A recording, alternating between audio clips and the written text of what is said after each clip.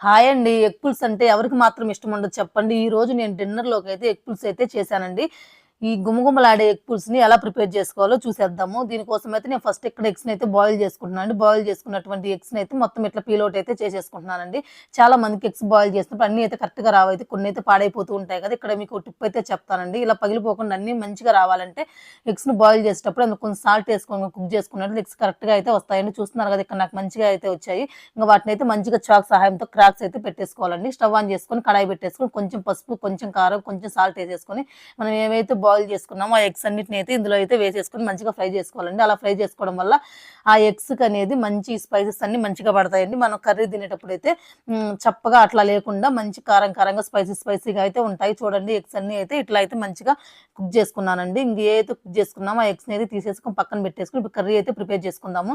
Curry prepare చేసుకోవడం కోసం అందులోనే కొంచెం ఆయిల్ ఏసేసుకున్నానండి. ఆయిల్ ఏసుకొని కొంచెం అయితే మెంతులు ఏసేసుకొని, కొంచెం ఆవాలు, కొంచెం జీలకర్ర, కొంచెం పచ్చెనపప్పు, అలాగే కొంచెం ఎండుమిర్చి, కొంచెం కరివేపాకు, ఈ స్పైసెస్ ఇవన్నీ అయితే యాడ్ చేశానండి. ఇవన్నీ యాడ్ చేసి ఇవన్నీ కొంచెం ఫ్రై అయిన తర్వాత ఒక 5 మినిట్స్ మనం కట్ చేసి పెట్టుకున్నటువంటి ఆనియన్స్ కూడా ఇందులో వేసేసుకొని అంతా ఫ్రై అయ్యేటట్టయితే మిక్స్ చేసుకోవాలండి. ఇంక అందులోనే మన స్పైసీకి తగ్గట్టుగా మిర్చి కూడా యాడ్ చేసేసుకోవాలి.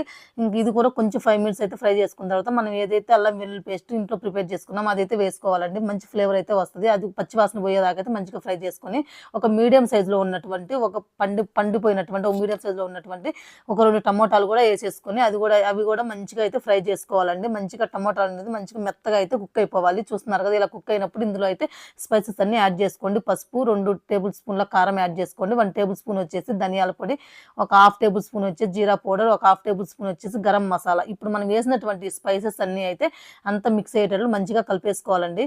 చూస్తున్నారు కదా! టేస్ట్ తగ్గట్టు సాల్ట్ కూడా ఏసేసుకొని అంతా మిక్స్ అయ్యేటట్టు కలిపేసుకొని ఇందులో కొంచెం వాటర్ అంటే వాటర్ యాడ్ చేసేసుకోండి. యాడ్ చేసుకొని ఇవి స్పైసెస్ అన్నీ మంచిగా ఆయిల్ పైకి తేలుతూ మంచి కుక్ అయ్యేదాకా ఫ్రై చేసుకోండి.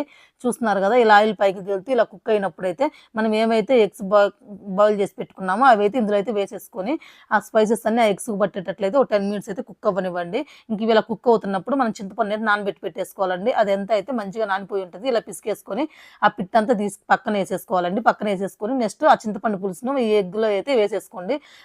ఇప్పుడు మనం గ్రేవీ కన్సిస్టెన్సీ తగ్గట్టుగా వాటర్ అయితే ఏసేసుకోవాలండి. ఏసేసుకొని ఇప్పుడు ఈ స్టేజ్‌లో ఉన్నప్పుడు మనం స్పైసెస్ పులుపు, స్పైసెస్ లేకపోతే సాల్ట్ ఇవన్నీ సరిపోయా లేదా చూసుకొని అడ్జస్ట్ చేసుకొని మూత పెట్టేసుకోండి. మూత పెట్టేసుకొని 10 మినిట్స్ కుక్ అవ్వాలి.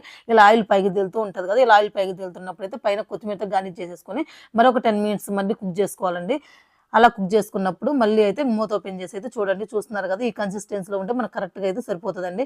ఎంతో గుమగుమలాడే ఎగ్ పులుసు అనేది రెడీ అయిపోయింది. వీడియో నచ్చితే ప్లీజ్ ఒక లైక్ చేయండి. అలానే ఛానెల్ సబ్స్క్రైబ్